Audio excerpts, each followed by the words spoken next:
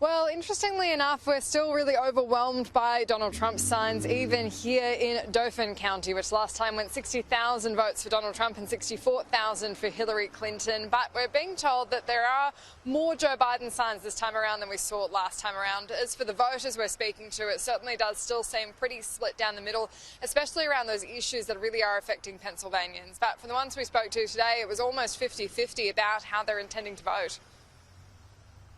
I personally think Trump's a jerk, but because people are so hypersensitive about everything nowadays, they cry over everything.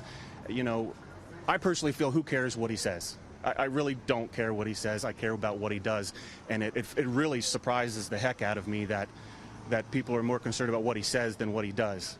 4 years in America.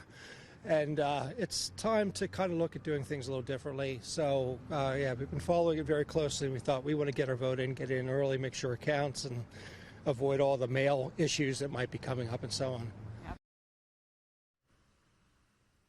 Now, one of the really interesting things I've found travelling around these swing states in the lead up to the election is there is a really different opinion from so many Americans about how they've been impacted by coronavirus. Even states with very high numbers, still people will say that they don't know anyone who's had it and they haven't felt that direct impact. And so it's not then translating to how they're intending to vote.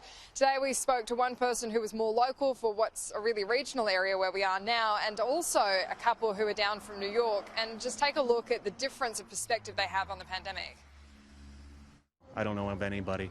My son goes to Bloomsburg, and all his roommates got it, and he didn't. So, but they were all mild. It was a cough. I'm not saying that it's not real. I mean, obviously it's real. It's just I'm not going to let it rule my life. You guys know anyone that's had coronavirus? Oh, did he really? Yeah. And we know people who have had it. Yeah. Yeah. And people have died from it.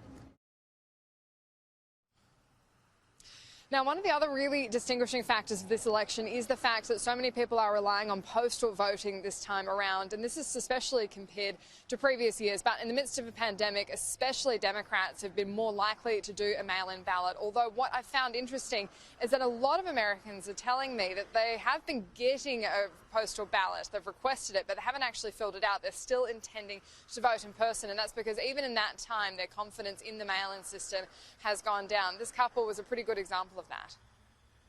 We have absentee ballots, but we decided to vote in person to make sure our vote is counted. Delivered by the post office and counted is a big risk. So we're going to vote in person.